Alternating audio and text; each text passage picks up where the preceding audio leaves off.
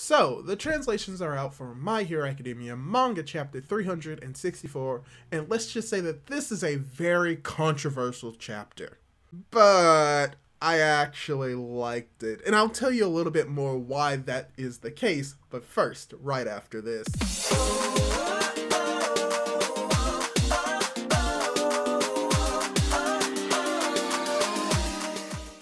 Hey guys, how's it going? It is your boy, Manga Man Drew, and I'm here to do my manga review for My Hero Academia Manga Chapter 364, titled, What Do You Use Your Power For?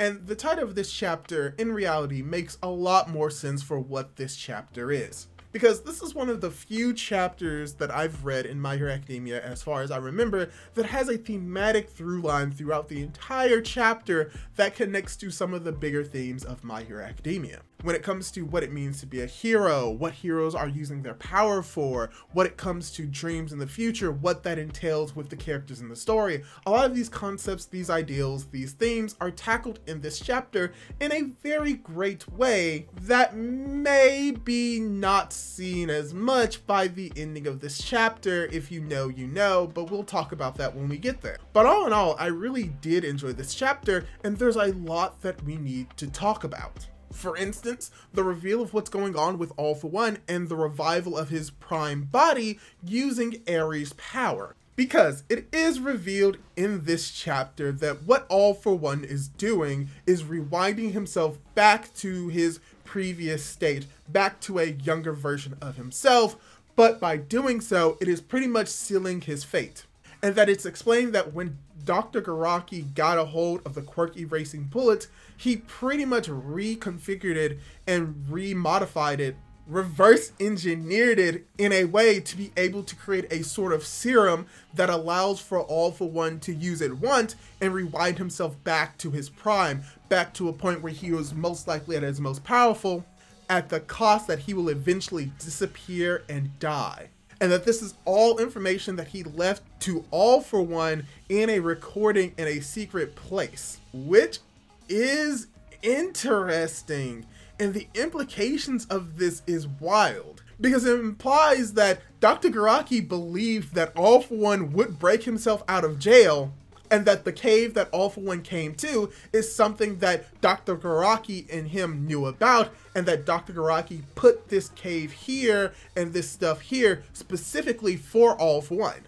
And that he seems to have a sort of like affection for All For One that borders on romantic in a sense, in how he says that he hopes that All For One never keeps hatred in his heart, and that this was always all for him. So the implications is that this was all in a way a part of All For One's plan, that he knew he was going to be put in jail and that he knew that he was going to eventually break out, which is something that we've seen in the story with All For One and All Might's conversation, where All For One implied that, yeah, he wasn't going to stay in jail and that this was most likely a part of his plan. Not exactly, but that it is a part of it. So it's interesting that we get to see more about All For One in this chapter, but even more so, we're hinted at what his true goals and motivations are. Because we see All For One in his prime, he's able to just move as fluid and as free as silk, and we see that he steals someone's cape along with their quirk while saying, oh yeah, no, I don't want to be naked this entire fight, and everyone comes to a realization that, oh, this is not good, and then you even have Tohoyami coming to a realization of, oh, that's Ares' quirk. And we just get a small conversation in this part of the chapter between Hawks and All For One, where we get a better understanding of what's going on with All For One and his motives and his ideals.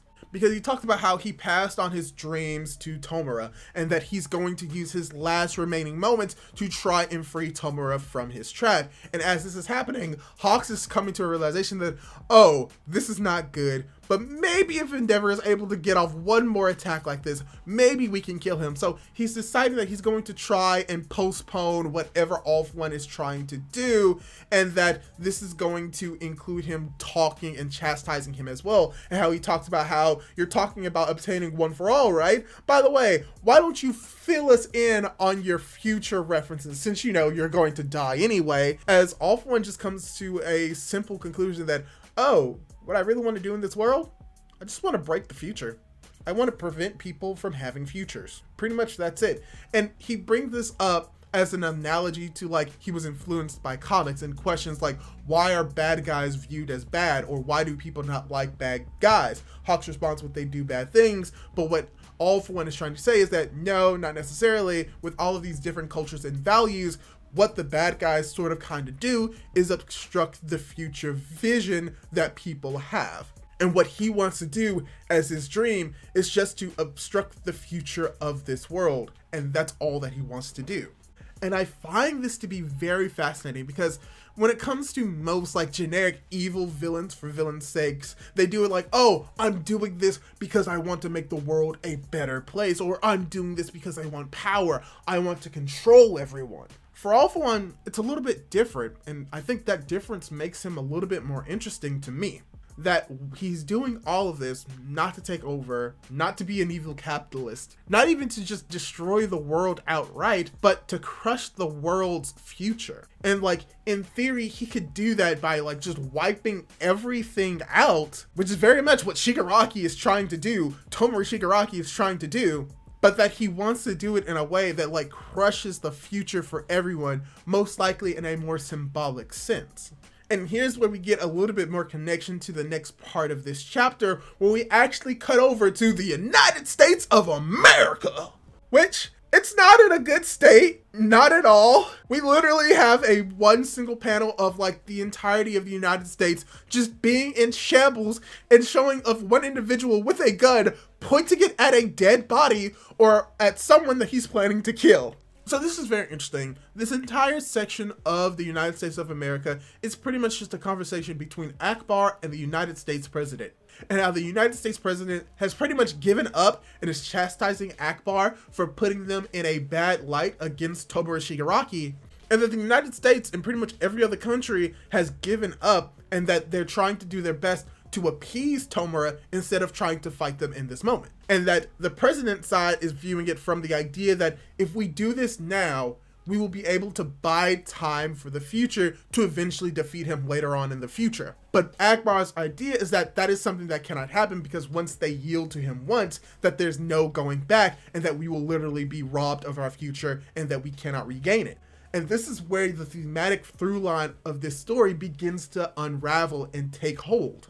Because Akbar says that we cannot allow our future to be this of the one that All For One that Tomura envisions. And as he's doing this, because Akbar begins to pull something out of his coat, and like all true Americans, the two behind him pull out their guns and point it at him, preparing to kill him. But what he does is actually pull out a photo of All Might and Kathy. And the implication is that when it comes to this photo, he begins to bring up Kathy, he begins to bring up Star and Stripe, and talking about what she fought for, and if they've forgotten what she fought for. And the implication and what is stated is pretty much that the kids look up to the adults, and the adults support them in turn. And that is what connects them together, which is something that we've seen throughout the entire story, where All Might helps Deku, and Deku begins to help everyone else. And how All Might helps Kathy, and now Kathy is about to be lending an extended hand to the kids of the future. And how this is just the embodiment of One For All itself, the crystallization of these connections over the decades, over the generations. And this eventually leads to what Edgeshot eventually does in this chapter. And once again, the connections in this chapter to the themes of the story are amazing, because Akbar's speech ends with the idea of why do heroes use their power, and it's in a way to support the next generation. And we see Edgeshot coming here, which people are going to be criticizing this part of the chapter, and I think that there are some criticisms that can be made about what's about to happen, but I do think that there is some validity to it as well. Because you have Edgeshot who's saying that, yeah, because I sneak around in everyone, I understand the human body and I'm very familiar with it. Which is something that I can accept. He may not be a surgeon, he may not be a doctor, but because of his profession and because he's most likely been doing this for at least a decade at least, I can say that he does have at least a valid understanding of how the human body works, and potentially will be able to do what he's able to do now. Now, what he's able to do wasn't set up prior necessarily, but I will give it more of a benefit of the doubt. Because as this chapter comes to an end, we get to see Edshot yelling at Midako and the rest to, for the most part, hold back Shigaraki for now so that he can perform his last Ninpo, where we see that he begins to unravel his body and that what he's planning to do is become Bakugo's heart, and that he's leaving the rest to Best Jeanist, aka President Hakamata. And the chapter ends with his entire body unraveling and going inside of Bakugo. So, let's be honest here. I think this is a good chapter of My Hero Academia. Pretty much everything from beginning to the very end, for the most part, was very good when it comes to the relevancy and the thematic connections throughout this entire story. So, what do I think of this chapter? As I said earlier, I think that this is a good chapter of My Hero Academia. I think the final parts of this chapter kind of sours it in a way, but it doesn't ruin it at all. Sure, it was never established explicitly that this is something that Edshot can deliberately do, and we haven't had as much focus on him as a character throughout the story, but he is still a character, and a prominent one, that we've seen throughout the story. We've seen him in Kamino and how he was involved in taking out Kurogiri, which is showing that he does have a very vast understanding of the human body, even if they are a corpse, and how because of his ability to like mold and shape his body, this is not necessarily something that he just could never do, but it's something that he can't really do often because he's sacrificing his body. We know for a fact that he can turn himself into like a thin thread-like substance, but we've never been established that he can go to this length. But it's not something that seems to be an impossibility for him by his quirk and his ability to mold his body. Because we've seen that other characters can do very similar things, it's just we haven't been explicitly told that he can do this. And this does not mean that we cannot be told that he could do this in a later chapter, or that this explanation could be better with more information from the next chapter. But even with that, like I said, the thematic relevance and connections in this one chapter are amazing, and how they relate to the bigger story as a whole, and really gives a little bit more understanding of All For One as a character and his goals and motivations, and how they aren't just as simple as just being generically evil, but that they're very simplistic and very impactful in a way to me.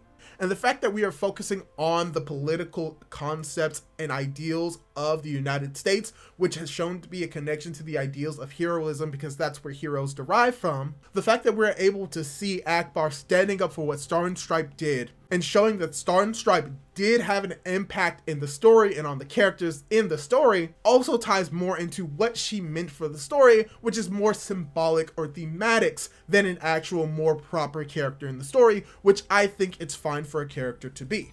But overall, I really did enjoy this chapter. I really hope that people can get that same enjoyment from this chapter that I did, which is why I'm doing this review. So yeah, hopefully you enjoyed this chapter. Hopefully you enjoyed this review. What are your thoughts on the chapters? Did you like it? Did you dislike it? Do you think that the final part of this chapter with Edshot could have been done better? Leave your thoughts down in the comments down below. I would love to read them. And don't forget to subscribe and leave a like on this video to show that you want to see more content like this. Do all that cool jazz, and hopefully I'll be able to catch you in my next video. Goodbye!